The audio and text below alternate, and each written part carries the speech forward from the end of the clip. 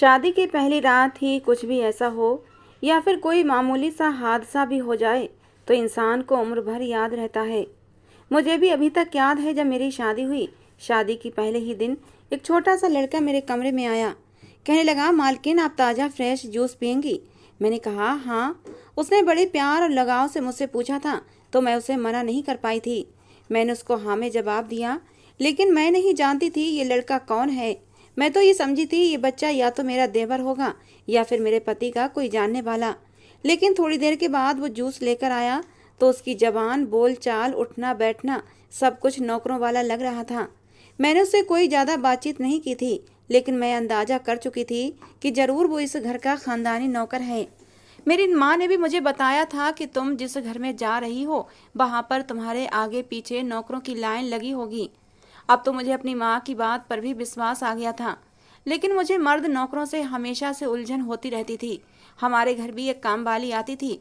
इससे पहले एक बड़ी उम्र का आदमी हमारे घर काम करने आता था। उसे मेरे पापा ही लाए थे। हम सब लोग बड़े हुए तो मेरी माँ ने उन्हें कहकर हटवा दिया था, लेकिन अब मैं फिर से एक ऐसे घर में आ गई थी जहाँ पर मर्द नौकर थे।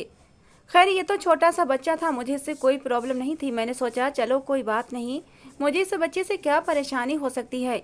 अगर ये यहीं पर रहा और काम करते करते इसकी उम्र यहीं पर ज़्यादा हो गई, यानी कि ये 16-17 साल का हुआ, तो मैं इसे इसके घर भेज दूंगी। वैसे भी छोटे बच्चों को ज़्यादा पता नहीं होता।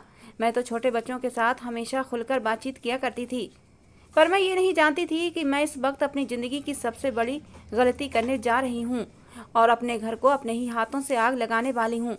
थोड़ी देर के बाद मेरे पति मेरे कमरे में आए और मुझसे कहने लगे कि मैं तुमसे कभी ज़िंदगी में कोई उम्मीद नहीं रखूँगा, क्योंकि मैं आम पतियों के जैसा नहीं हूँ। इस घर में काम करने के लिए तुम्हें कोई कुछ नहीं कहेगा। घर में नौकर चाकर हैं, तुम्हारे आराम का पूरा पूरा ख्याल रखा जाएगा। बस तुम्हें एक ही काम करना है, और वो ये कि मेरी माँ की हर बात माननी है। मेरी माँ की नौकरों पर सख्ती नहीं करती, वो बहुत ही नरम दिल औरत हैं। उनकी नरम दिली से तो कभी कभी हम भी तंग आ जाते हैं। लेकिन अब तुम इस घर की सदस्य हो, इसलिए तुम भी कभी भी नौकरों पर सख्ती मत करना। बस तुम उन पर गुस्सा मत करना। माँ का कहना है कि इन लोगों की बद्दुआएं बहुत जल्दी लग जाती हैं, इसलिए कभी भी ना उनसे कभी कोई बदतमीजी की जाए और ना उनसे ऐसी बात की जाए कि उनका दिल दुखे। मैंने अपने पति की हाँ में हाँ मिलाई थी। जाहिर है मेरे पास और कोई चारा भी नहीं था। नैतिक ने मुझे मुंह दिखाई की अंगूठी पहनाई, मेरी खूबसूरती की तारीफ भी की। ये रात मेरे लिए बड़े ही अरमानों वाली रात थी, हर लड़की के लिए होती है। हमारी अरेंज मैरिज हुई थी। शादी से पहले नैतिक ने मुझे नहीं देखा था, बस मेरी तस्वीर ही देखी थी। कहने लगे, साधना तुम तो अपनी तस्वीर से भी कहीं ज़्यादा प्यारी हो। ये कहते कहते नैतिक ने मेरे उसी हाथ को चूम लिया था जिसमें उन्होंने अंगूठी पहनाई थी। मैं शर्म से सिमट कर रह गई थी। धीरे धीरे वो मेरे करीब होते गए। मेरी धड़कनों में शोर मचा हुआ था, लेकिन धड़कनों में एक उमंग भी थी, नई जिंदगी की उमंग। अभी नैतिक ने मुझे बाहों में समेट कर प्यार करना शुरू ही किया था कि उनके फ़ोन पर घंटी बजी थी। नैतिक ने फ़ोन उठाया। पता नहीं उधर से क्या कहा गया कि नैतिक मुझसे दूर हो गया। उसके चेहरे के हाव भाव बदले थे। फिर मुझसे कहने लगा कि तुम जाओ, जाकर सो जाओ, मुझे फ़िलहाल अपने दोस्तों के साथ जाना है। आज उन्होंने मेरे लिए एक दावत रखी है। मुझे नहीं लगता मैं यहाँ तुम्हारे पास अभी रुक पाऊँगा। 2-3 बजे तक आऊँगा, तब तक तुम थक चुकी होगी, इसलिए तुम सो जाना। मैं अभय से कह दूँगा कि अगर मैं आया तो वो तुम्हें जगा देगा। अभय? मैंने अपने पति की तरफ सवालिया नज़रों से देखकर ये नाम दोहराया था। ये कौन है? मेरे मुंह से पहले यही शब्द निकला था। नैतिक कहने लगा, अरे थोड़ी देर पहले जो तुम्हें दूध देने आया था ना, वही छोटा बच्चा। हमारे घर का सबसे अच्छा और सबसे प्यारा बच्चा है। कभी भी उसे नौकर मत समझना, अपना छोटा भाई या फिर देवर समझना। वो तुम्हारी इतनी सेवा करेगा कि तुम सारी जिंदगी उसकी सेवा को याद रखोगी। उसे यहाँ काम करते हुए 2 साल हो गए हैं और सब उससे बहुत ज़्यादा खुश रहते हैं। इसलिए मैंने माँ से कहा था कि मेरी पत्नी के लिए अभय को रखना, ताकि वो साधना का काम करे और उसको कोई भी प्रॉब्लम ना हो। ये कहकर नैतिक बेड से उठकर खड़े हो गए। इससे पहले बाहर जाते मेरी तरफ पलट कर आए और बोले, मैं तुम्हारे कैरेक्टर के बारे में अच्छे से जानता हूँ। तुम्हें मर्दों से नफरत है, ये भी मैंने तुम्हारे बारे में सुन रखा है। अपने पति की ये बात सुनकर मैं थोड़ा सा झेंप सी गई थी। ये सच था कि मैं मर्दों से नफरत करती थी, और ये बात मेरे पूरे मोहल्ले में फैली हुई थी, क्योंकि शादी से पहले भी कई लड़कों ने मुझसे दोस्ती करने की कोशिश की थी, और मैंने उन्हें ऐसा सबक सिखाया था कि दोबारा उन्होंने मुझसे बात करने की भी कोशिश नहीं की। मैंने उन्हें ऐसा सबक सिखाया कि दोबारा मुझसे बात करने की कोशिश नहीं की थी। मैं हर तरफ बहुत ही कठोर और सख्त दिल मशहूर हो गई थी और यही बात मेरे पति तक भी पहुंच गई थी। नैतिक कहने लगा, ये तो बहुत ही अच्छी बात है। लड़कियों को ऐसा ही सख्त और बहादुर होना चाहिए कि कोई उनकी तरफ आंख उठाकर भी न देख सके। और इसीलिए मैंने तुम्हारे लिए ये लड़का रखा है ताकि तुम इसके साथ कभी भी डर या खुद को असुरक्षित महसूस न करो। मैंने नैतिक का धन्यवाद किया। वो तो चला गया, लेकिन एक अजीब सा एहसास मुझे होने लगा था। शादी की पहली रात थी और नैतिक का मुझे यूं छोड़कर चले जाना अच्छा नहीं लगा था।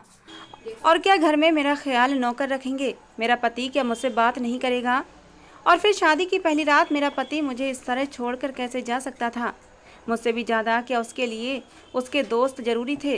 दोस्त तो फिर भी मिल जाते, लेकिन हमारी शादी की पहली रात दोबारा नहीं आती। मुझे दुख तो हुआ था, लेकिन मैं पहली रात की दुल्हन थी, अपने पति से ज़्यादा कुछ कह भी नहीं सकती थी। इसीलिए मैं खामोश रही। दिल में हजारों ख्याल आ रहे थे कि तभी कमरे के दरवाजे पर दस्तक हुई। मैंने देखा तो वहाँ कोई भी नहीं था, लेकिन तभी अचानक से दरवाज़ा खुला और मैं हैरान हो गई। मैंने तो दरवाजे की कुंडी भी नहीं खोली थी, फिर ये दरवाज़ा अपने आप से कैसे खुल गया? और फिर मैं हैरान हो गई कि मेरे सामने वही 11 साल का अभय खड़ा था। उसके हाथ में दरवाजे की चाबी भी थी। मैंने उससे गुस्से से पूछा, ये क्या? तुमने दरवाजे को चाबी से क्यों खोला? मैंने तो इसे अंदर से लॉक कर लिया था। तुम्हें नहीं पता कि एक नई नवेली दुल्हन का कमरा है? कम से कम तुम्हें पूछकर कमरे में आना चाहिए था। तुम्हें इतना तो पता होगा कि एक नई नवेली दुल्हन के कमरे में इस तरह बिना नॉक के नहीं जाते। तुम्हें एक बार नॉक करना चाहिए था। और देखो, दोबारा से ऐसी हरकत मत करना। मैंने उसे गुस्से से डांटा था तो वो अपने कानों को हाथ लगाकर मुझसे माफ़ी मांगने लगा। कहने लगा, मालकिन माफ़ कर दें, लेकिन असल में मुझे गलतफहमी हुई थी। आपसे पहले मैं छोटी मैडम का काम किया करता था। वो भी मुझे यही कहा करती थी कि मुझे कभी कभी आलस आता है और मैं उठकर दरवाज़ा नहीं खोल सकती। तुम बाहर से ही चाबी लगाकर दरवाज़ा खोल लिया करो, मुझे चाय वगैरह कॉफ़ी वगैरह दे दिया करो। तो बस मेरे ख्याल में छोटी मैडम का ही ख्याल था और इसीलिए मैं इस कमरे में आ गया था। मुझे माफ़ कर दें जी। उसने बड़े भोलेपन से मुझसे माफ़ी मांगी थी। मैं भी समझ गई कि हाँ, हो सकता है मेरी ननद पहले बहुत ज़्यादा नखरे वाली और आलस होती होगी, तो नौकर को इसी तरह कमरे का दरवाज़ा खुद खोलकर अंदर आना पड़ता होगा। लेकिन मैंने दिल में सोच लिया कि मैं इस तरह नौकर को अपने कमरे में आने की इजाज़त नहीं दे सकती। मैंने अभय को साफ मना कर दिया कि तुम अपनी छोटी मालकिन के कमरे में ऐसे जाते होगे, लेकिन मेरे कमरे में बिना मुझसे पूछे मत आना। वो भी मेरी बात मान गया था, लेकिन पता नहीं क्यों मुझे वो नौकर कुछ अजीब सा लगने लगा था। उसकी हरकतें मुझे शक में डाल रही थीं। मैंने मन ही मन सोच लिया कि मैं इस बात की तह तक जरूर जाऊंगी और उस नौकर की हरकतों पर नज़र रखूंगी। मैंने कहा, अच्छा अब ये बताओ तुम यहाँ क्यों आए थे? मैंने उससे पूछा तो वो कहने लगा, मैंने सोचा आपका हाल हवाल पूछ लूँ। अगर आपको खाने की कोई चीज़ चाहिए तो बता दें। मैं रात को देर तक जागता रहता हूँ। इस हवेली के सारे नौकर सो जाते हैं, बस मैं ही जागता रहता हूँ। उसने अपनी बड़ी बड़ी चमकती हुई आंखों से कहा था। मैंने कहा, अच्छा ठीक है, फिलहाल तो मेरे कमरे से जाओ और दोबारा ऐसे दरवाज़ा खोल कर मत आना। जी अच्छा, अपने सीने पर हाथ रखकर कहते हुए वो चला गया था। मैं उसकी बातों से काफ़ी इम्प्रेस भी हुई थी। कितना छोटा सा बच्चा था और उसे तमीज़ भी बहुत थी। मुझसे कोई भी फालतू की बात भी नहीं की थी। अब वो लड़का मुझे थोड़ा मासूम भी लगने लगा था।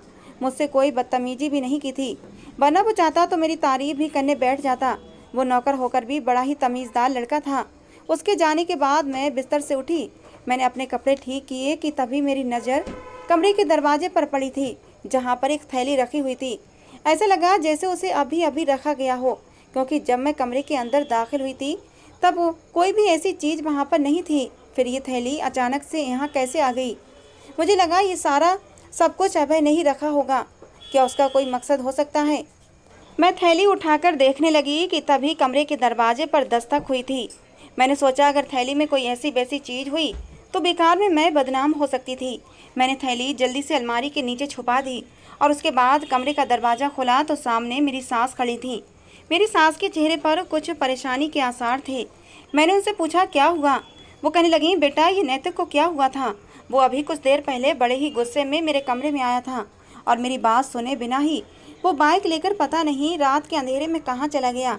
मैं तो उससे पूछती रह गई, लेकिन वो कहने लगा बाद में बताऊंगा। मेरे बहुत ज़्यादा जिद करने पर उसने एक बात मुझे बताई जिसे सुनकर मुझे विश्वास नहीं आया था। तुम तो बहुत ही अच्छी और प्यारी लड़की हो। तुम्हारे बारे में तो मैं कुछ गलत सोच ही नहीं सकती। अच्छा खैर छोड़ो इन बातों को।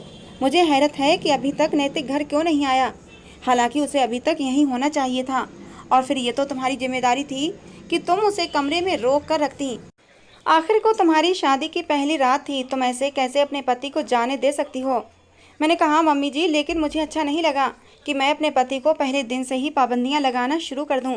लेकिन मैं आगे से ध्यान रखूंगी, जैसा आप कहेंगी मैं वैसा ही करूंगी। मेरी बात पर वो मुस्कुरा दी थी, लेकिन उनकी परेशानी अब भी वैसी की वैसी ही थी। कहने लगी, बेटा एक बात है जो मैं तुम्हें बताना चाहती हूँ, लेकिन बस ये समझना कि ये राज की बात है और अभी बात करने का ये समय नहीं है। बस तुमसे इतना कहूँगी कि तुम थोड़ा सावधान रहना, और अगर नैतिक तुमसे दूरी भी बनाए तब तुम खुद उसके करीब जाना। औरत को अपनी जिम्मेदारी खुद संभालनी होती है। अब मैं अपना जवान बेटा तुम्हें दे चुकी हूँ, तुम्हें ही उसका ख्याल रखना है कि कहीं वो इधर उधर भटक न जाए। सास की बात सुनकर मैं अजीब सी सोच में पड़ गई थी। मेरी सास पहेलियाँ क्यों बुझा रही थीं, जबकि मुझे उनकी किसी भी बात की कोई समझ नहीं आई थी। खैर मैं वापस आकर अपनी जगह पर बैठ गई। मेरी सास भी जा चुकी थीं कि तभी मेरी नज़र जूस के गिलास पर पड़ी। मैंने उसे फ़ौरन से उठाकर अपने मुंह से लगा लिया। मुझे प्यास भी महसूस हो रही थी, किसी से पानी भी नहीं मांग सकती थी। जूस पीकर मेरी प्यास बुझ गई थी, पर मैं सोने के लिए लेट गई। रात के लगभग 2 बज रहे थे जब मुझे अपने कमरे में किसी हलचल का एहसास हुआ। मैंने देखा तो दरवाज़ा खुला हुआ था। मुझे एकदम से गुस्सा आया कि इस वक्त कौन आ गया। मैंने आंखें खोलकर देखा तो सामने अभय खड़ा था। मुझे अब उस पर और भी ज़्यादा गुस्सा आया था। मैंने गुस्से से कहा, तुम्हें शर्म नहीं आती? तुम दोबारा मेरे कमरे में आ गए, वो भी मुझे बिना बताए। और तुमने समय देखा है, रात के 2 बज रहे हैं। तुम इस समय मेरे कमरे में क्या लेने आए हो? मेरी बात सुनते ही वो डर गया था। कानों को हाथ लगाकर कहने लगा, बड़ी मालकिन मुझे माफ़ कर दें, भगवान के लिए मुझे माफ़ कर दें। मैं यहाँ पर एक अपनी बहुत ही ज़रूरी चीज़ भूल गया था। अगर मैंने वो चीज़ न ली तो मैं मर जाऊँगा। आपने देखी हो तो प्लीज़ मुझे बता दें। मैं उसकी बात सुनकर चौंक गई थी। मैंने कहा, ऐसी कौन सी चीज़ है जिसके बिना तुम मर जाओगे? क्या तुमने वो चीज़ इसी कमरे में रखी थी? वो कहने लगा, मालकिन एक थैली थी और उसमें एक रुमाल था। वैसे तो वो सामान आपको ही देना था, लेकिन मुझे लगता है मैं कहीं और रख कर गिरा दिया है, और अगर वो रुमाल किसी और ने देख लिया तो मेरी तो शामत आ जाएगी। मालिक मुझे जिंदा नहीं छोड़ेंगे। उसकी बात सुनकर मैंने उसे तसल्ली दी कि ऐसा कुछ नहीं होगा। वो कुछ परेशान होता हुआ कमरे से बाहर चला गया। मैं सोने लगी। मैंने सोचा क्यों ना मैं रुमाल और थैली निकाल कर देखूं कि उसमें आखिर ऐसा क्या है जिसके बगैर वो इतना ज़्यादा परेशान था और इतना ज़्यादा डरा हुआ था। मैंने तो उसे तसल्ली दे दी थी, लेकिन मेरे दिल में उस थैली और रुमाल को लेकर उत्सुकता भर गई थी। मैंने अपने कमरे के दरवाजे को अच्छी तरह बंद किया और इस बार लॉक लगाने की बजाय कुंडी लगा दी। फिर कमरे की लाइट जलाई और रुमाल थैली खोल कर देखने लगी। अंदर से जो चीज़ निकली थी उसे देखकर मैं बहुत ज़्यादा हैरान थी, साथ ही साथ परेशान भी थी, क्योंकि मैं उस छोटे से बच्चे से ही उम्मीद नहीं कर सकती थी कि वो ऐसी चीज़ें थैली में डालकर मुझे देखा। थैली के अंदर एक रुमाल था, एक परफ्यूम की बोतल थी और एक बहुत ही सेक्सी नाइटी थी। रुमाल को देखा तो उस पर कुछ लिखा हुआ था, और जब पढ़ा तो मेरे होश उड़ गए। उस पर लिखा था, आई लव यू जान। ये नाइटी और ये परफ्यूम आज की रात के लिए नहीं है, बल्कि उस रात के लिए है जब तुम मेरी बाहों में होगी, नैतिक की बाहों में नहीं। तुम मेरी हो, नैतिक की नहीं। और वो रात जल्दी ही आने वाली है जब हम एक दूसरे की बाहों में समाये होंगे। मैं तो हक्का बक्का से ये सब देखती रह गई थी। कौन था ये इंसान जिसने मुझे ये गिफ्ट भेजे थे? अब मेरे दिल में एक डर बैठ गया था, आखिर की किसकी हरकत थी, क्योंकि अगर मैं लाख उस बच्चे पर शक करूं और ये विश्वास करने की कोशिश करूं कि उसी ने किया है, लेकिन इसके बावजूद भी ये सब कुछ एक बड़ा इंसान ही कर सकता है। एक ऐसा इंसान जो मुझे अच्छी तरह जानता हो। मैंने अपने दिल में ठान लिया कि मैं अब अभय से सारी सच्चाई जान कर रहूँगी। मैं उसके साथ प्यार वाला व्यवहार रखूँगी, जिससे कि वो मुझे अंदर की सारी बातें बता दे। वही मुझे बता सकता था कि ये सामान उससे मेरे लिए किसने भिजवाया था। मैं दोबारा सो गई थी, लेकिन नैतिक अभी तक घर नहीं आया था। अगली सुबह हुई तो मैंने उसे 500 रुपये दिए। मैंने कहा, अभय तुम्हें किसी चीज़ की ज़रूरत हो तो मुझे बताना। मेरे हाथ में पैसे देखकर अभय बोला, मालकिन मैंने, लेकिन इससे पहले आगे कुछ कहता मैंने उसको रोक दिया। मैंने कहा, मैं तुम्हारी मालकिन नहीं, तुम्हारी बड़ी बहन हूँ, तुम मुझे दीदी कहा करो। मेरे इतने अपनेपन पर ही वो खुश हो गया था। मैंने कहा, जो रुमाल तुम मुझे देने आए थे, मुझे रात को वो मिल गया था, तुम मेरे ही कमरे में भूल गए थे। मेरी बात सुनकर वो खुश हो गया। कहने लगा, अच्छा ये बताएं, वो रुमाल आपको मिल गया? मैंने कहा, हाँ मिल गया था। फिर बोला, अच्छा वो रुमाल आपको पसंद आया? उसकी बात सुनकर मैंने इधर उधर देखा कि कहीं कोई इस बात को सुन न ले। खासकर मैं नैतिक को इस बात की खबर भी नहीं होने देना चाहती थी। मैंने कहा, हाँ मुझे रुमाल पसंद आया, लेकिन मुझे ये बताओ वो गिफ्ट मेरे लिए कौन लाया था? क्या नैतिक ने दिया था? मेरी बात सुनकर वो थोड़ा सा घबराया था। कहने लगा, नहीं नहीं मालकिन, बड़े भैया ने नहीं दिया था, बल्कि वो तो कोरियर वाला आया था। कोरियर वाले ने कहा था कि सिर्फ दुल्हन को ले जाकर देना है, परिवार के किसी भी सदस्य के हाथ में नहीं जाना चाहिए, इसीलिए वो मैं आपके कमरे में लेकर आया था। उसकी बात सुनकर मैं खामोश हो गई। अभी तक मुझे कोई सुराग नहीं मिला था। मैंने कहा, अच्छा चलो कोई बात नहीं, लेकिन देखो आगे से भी मुझसे कुछ मत छुपाना। कोई तुमसे मेरे बारे में बात करे तो मुझे ज़रूर बताना। मेरी बात सुनकर उसने हाँ में सिर हिला दिया और कहने लगा, मैडम मुझे आपके पैसों की ज़रूरत नहीं है, अगर आप ये किसी गरीब को दे दें तो अच्छा होगा। मैं उसका व्यवहार देखकर हैरान हो गई थी। उसमें खुददारी और गैरत भी थी, साथ ही साथ गरूर भी था।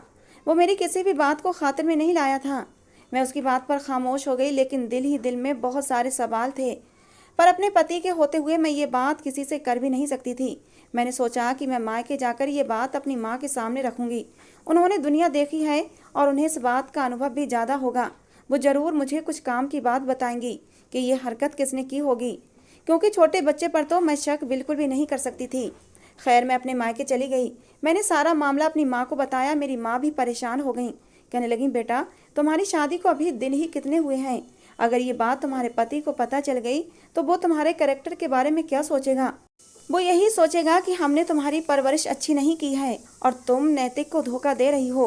माँ की बात सुनकर मैं परेशान हुई थी। मैंने कहा, भगवान न करे मम्मी जी, मैं तो अपने पति के अलावा किसी को और के ख्याल भी नहीं लाती।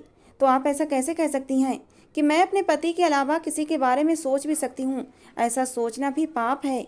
मेरी बात सुनकर मेरी माँ को तो यकीन आ गया था, लेकिन मैं जानती थी ये राज जैसे ही मेरे पति को पता चलेगा तो वो ज़रूर मुझ पर ही शक करेगा।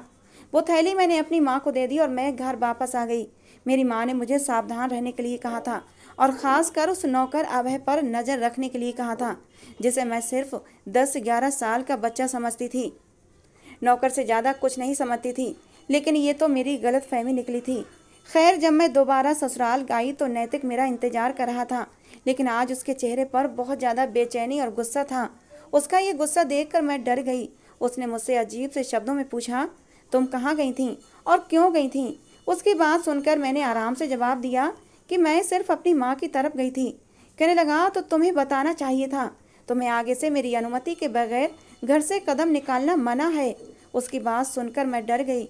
मैंने सोचा भी नहीं था कि नैतिक एकदम इतना बदल जाएगा, लेकिन उसकी नज़रों से लग रहा था जैसे कुछ तो हुआ है।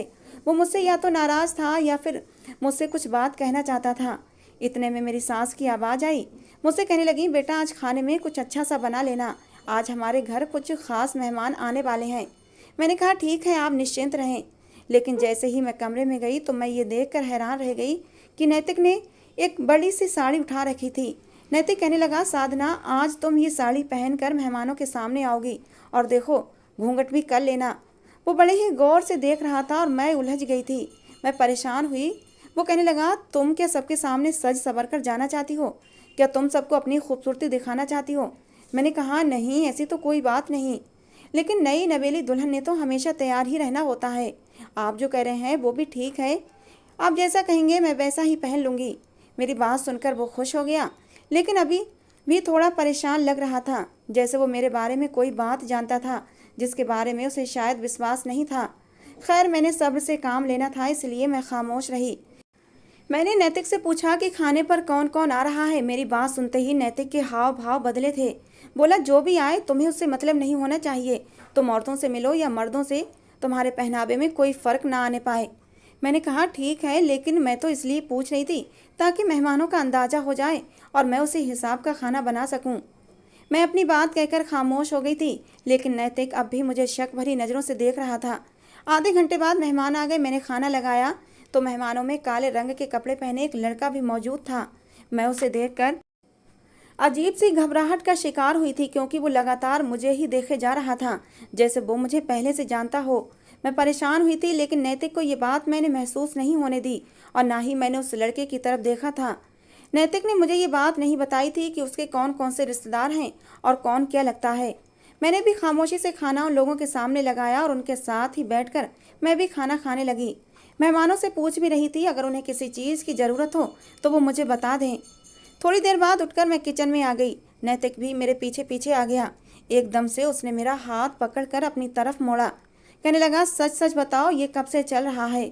उसकी बात सुनकर मैं एकदम से चौंक गई थी। मैंने हैरान होकर उसे देखा। मैंने कहा, क्या मतलब है नैतिक, क्या चल रहा है? आखिर आप कहना क्या चाहते हैं? अब मैंने भी थोड़ा गुस्से से नैतिक से ये बात पूछी थी। नैतिक ने कहा, तुम्हें सब पता है लेकिन तुम अनजान बनने का नाटक कर रही हो। एक बात याद रखना कि कभी किसी धोखेबाज और बेवफा को माफ़ नहीं करूँगा, और जिस दिन मुझे समझ आ गया उस दिन तो मैं तुम्हारे चेहरे पर थूकूंगा भी नहीं। अभी तो मैं फ़िलहाल शक में घिरा हुआ हूँ। जिस दिन मुझे हकीकत पता चली उस दिन मैं तुम्हें जान से मार दूंगा। नैतिक की बात सुनकर मेरा दिल कांप उठा था, लेकिन मैं चुप हो गई थी। मैंने सोचा जब मेरे कैरेक्टर में कोई खराबी नहीं तो मुझे डरने की ज़रूरत नहीं है। मैंने माँ को भी ये बात बताई तो मेरी माँ कहने लगी, बेटा ये बात इतनी आसान नज़र नहीं आती जितनी तुम समझती हो। इसके पीछे ज़रूर कोई ना कोई राज है जो तुमसे छुपाया जा रहा है, वरना कोई भी इंसान अपनी शादी के फौरन बाद अपनी पत्नी से ऐसे दिल दुखाने वाली बातें नहीं करता, और वो भी मेरे दामाद जैसा। क्योंकि मेरा दामाद तो लाखों में एक है। हर किसी ने उसकी तारीफ की थी। बहुत ही प्यार मोहब्बत वाला लड़का है। ज़रूर उसके किसी ने कान भरे होंगे। तुम अपने आसपास नज़र दौड़ाओ, देखने की कोशिश करो कि कहीं कोई ऐसी चीज़ मिले जो इस राज से पर्दा हटा सके। या फिर तुम ऐसा करो, नैतिक से ही पूछने की कोशिश करो कि आखिर बात क्या है। तुम दोनों पति पत्नी हो और आपस में विश्वास की डोर टूटना नहीं चाहिए। इस तरह शक करने से घर नहीं बसते। लेकिन मैंने कहा, मम्मी जी नैतिक तो मुझसे कोई बात ही नहीं करना चाहते। उनका व्यवहार मुझसे उखड़ा उखड़ा रहता है। मैं कोई बात करती भी हूँ तो काट खाने को दौड़ते हैं। तभी मुझे वो थैली याद आई। मैंने सोचा वो मैं अपने पति को दे देती हूँ और उनसे कहती हूँ कि किसी ने मुझे अभय के जरिए भिजवाई थी। लेकिन फिर सोचा बेकार में एक नया तमाशा लग जाएगा। एक दिन अभय मेरे कमरे में आया। कहने लगा, दीदी मैं आपसे एक बात कहना चाहता हूँ। अगर आपको मुझ पर विश्वास नहीं तो आप जाकर बड़े भैया से पूछ लेना, लेकिन अभी आप मेरे साथ चलें। मैं आपको बाहर लेकर जाना चाहता हूँ। लेकिन मैंने कहा, अभय लेकिन तुम मुझे बाहर क्यों लेकर जाना चाहते हो? क्या तुमसे तुम्हारे मालिक ने कहा है? मेरी बात सुनकर वो हंसने लगा। कहने लगा, नहीं दीदी मैं आपको साथ लेकर जरूर जाऊंगा। और फिर बाहर बड़े भैया खड़े हैं। मैं सिर्फ बाहर दरवाजे तक ही आपको लेकर जाऊंगा। वहाँ से बड़े भैया ही आपको ले जाएंगे। मैंने कहा, बड़े भैया यानी नैतिक? कहने लगा, हाँ हाँ दीदी मैं उन्हीं को तो बड़े भैया कहता हूँ। वो कार में आपका इंतजार कर रहे हैं। मैं उसकी बात से शक में पड़ गई थी। मैंने अपनी सास से जाकर पूछा कि अभय मुझसे कह रहा है कि नैतिक बाहर मेरा इंतजार कर रहे हैं। क्या वाकई उन्होंने ऐसी बात आपसे की थी? क्योंकि नैतिक ने तो मुझसे ऐसा कुछ भी नहीं कहा। मुझे कुछ ना कुछ दाल में काला लग रहा था, क्योंकि अगर नैतिक को मुझे बाहर बुलाना होता तो वो मुझे फ़ोन कर सकते थे या फिर पहले से ही कोई ऐसी बात करते। उन्होंने अभय के जरिए मुझे क्यों बुलवाया था? और जब मैंने अपनी सास से ये बात कही तो वो भी चौंक गई थी। अभय मेरे मुंह से ये बात सुनते ही फ़ौरन बाहर भाग गया था, और मेरी सास जब बाहर गई तो बाहर कोई भी नहीं था। अब तो मुझे अभय पर शक होने लगा था। आखिर वो मुझे बाहर क्यों ले जाना चाहता था? इसके पीछे क्या वजह थी? शाम को सारे लोग चाय पीने के लिए छत पर चले गए तो मैंने सोचा आज मैं अभय से सारी बातें क्लियर करूंगी। रोज रोज शक की आग में जलने से अच्छा है कि आज मैं उसे एक कमरे में बंद करके सारी सच्चाई उगलवा लेती हूँ। मैंने ऐसा ही किया। मैंने उसे बहाने से स्टोर रूम में बुलाया कि मुझे कुछ सामान ऊपर रखवाना है, और फिर मैंने उसे स्टोर रूम में बंद कर दिया और बाहर से कमरे को ताला भी लगा दिया। अब वो दरवाज़ा पीटता रह गया। मैं समझ सकती थी वो छोटा बच्चा था, उसका दिल कमज़ोर था, लेकिन मुझे भी अपने कैरेक्टर पर कोई धब्बा नहीं चाहिए था। मैंने सोच लिया था आज मैं उसे सबक सिखाकर रहूँगी। बाहर का दरवाज़ा भी मैंने बंद कर दिया था। अब ऐसे जाली वाला दरवाज़ा खोलकर मैंने पूछा कि जब तक तुम मुझे सच नहीं बताओगे मैं तुम्हें यहाँ से जाने नहीं दूंगी। बताओ आखिर नैतिक मुझ पर शक क्यों करते हैं, और तुम मुझे उस दिन बाहर क्यों ले जाना चाहते थे, और उस थैली और रुमाल का क्या चक्कर है? जब तक तुम मुझे सच्चाई नहीं बताओगे मैं तुम्हें यहाँ से निकलने नहीं दूंगी। फिर चाहे तुम यहाँ पर सड़ सड़ कर मर जाओ। वो छोटा बच्चा था, कब तक इस बात को छुपा सकता था? कहने लगा, मैं ये काम जानबूझकर नहीं करा हूँ। बड़े भैया के एक दोस्त हैं, उन्होंने ही वो थैली मुझे दी थी और कहा था कि आपको दे दूँ। उन्होंने नैतिक भैया से शर्त लगाई थी कि वो आपको अपने प्यार के जाल में फंसा लेंगे। बड़े भैया के दोस्त ने यह भी कहा था कि मुझे तुम्हारी पत्नी साधना बहुत अच्छी लगती है, तुम अपनी पत्नी साधना मुझे दे दो, बदले में मैं तुम्हें मुँह मांगी कीमत दूंगा। ये बात सुनकर बड़े भैया को अपने दोस्त पर बहुत गुस्सा आया था। दोनों की मारपीट भी हुई थी और उन्होंने उससे दोस्ती भी ख़त्म कर ली। लेकिन वो आदमी मुझे पैसे देने लगा, कहने लगा तुम जाकर भाभी को ये थैली और रुमाल दे आओ, उसके बदले में मैं तुम्हें 10,000 दूंगा। 10,000 रुपये तो मैंने ज़िंदगी भर नहीं देखे थे, बस मैं पैसे देखकर बहक गया था। भगवान के लिए मुझे माफ़ कर दें, वरना मैं सारी ज़िंदगी आपकी नज़र में शर्मिंदा रहूँगा। मैंने कहा कि मेरी नज़र में तुम गिर गए हो, लेकिन अब मेरे पति से दूर रहना, वरना उन्हें तुम्हारी हरकत का पता चला कि तुमने शादी की रात मुझे किसी और का तोहफा लाकर दिया तो तुम्हारा बुरा हाल कर देंगे और तुम अपनी नौकरी से भी जाओगे। इसलिए दोबारा से इस बात को अपनी ज़बान पर मत लाना और उस घटिया इंसान से भी कह दो कि वो अपने गंदे इरादे अपने पास तक रखे। मेरे पास पहुंचने की कोशिश की तो मैं उसे छोड़ूंगी नहीं। वो मासूम और बेकसूर था, इसलिए मैंने उसे बाहर निकाल दिया। उस रात जब नैतिक कमरे में आया तो मैंने उसके सामने वो थैली रख दी, जिसे देखकर वो हैरान हुआ था। मैंने उसे सारी बात बता दी कि तुम्हारे दोस्त ने अभय के हाथ ये थैली मुझे भिजवाई थी। पहले मैं शक में थी, मुझे नहीं पता था ये थैली मुझे किसने भिजवाई है, लेकिन मैंने अभय से सारी सच्चाई जान ली है। नैतिक, मुझे तुम पर भी दुख है कि तुमने मुझ पर विश्वास न किया। तुमने कैसे सोच लिया कि तुम्हारा दोस्त मुझे अपने प्यार के जाल में फंसाएगा और मैं उसके प्यार के जाल में फंस जाऊंगी। मैं इतनी लूज कैरेक्टर नहीं हूँ। कहते हुए मेरी आंखों में आंसू भर आए थे। नैतिक को भी अपनी गलती का एहसास हुआ था। उसने आगे बढ़कर मेरे आंसू पोंछ दिए, कहने लगा मुझे माफ़ कर दो साधना, मैं मर्द था। आकाश की बातें मुझे तुम्हारे खिलाफ भड़का देती थीं। मुझे तुम पर शक होने लगता था कि तुम भी दूसरी बेवफा औरतों की तरह होगी, जिनके किस्से मैं सुनता रहता हूँ कि पत्नी अपने पति को छोड़कर उसके दोस्त के साथ भाग गई। मेरी गलती थी जो मैं तुम पर विश्वास न कर सका, मुझे माफ़ कर दो। ये कहते हुए नैतिक ने मुझे गले लगा लिया था। मैं भी अब सुकून से थी कि मेरी ज़िंदगी में अब कोई तीसरा नहीं था। हम दोनों के बीच के शक की दीवार गिर चुकी थी। दोस्तों, आज की हमारी ये कहानी आपको कैसी लगी ज़रूर बताना। पसंद आई हो तो प्लीज़ लाइक करना। रोज़ एक नई कहानी सुनने के लिए हमारे चैनल को भी सब्सक्राइब करना। मिलते हैं दोस्तों अगली किसी नई कहानी के साथ।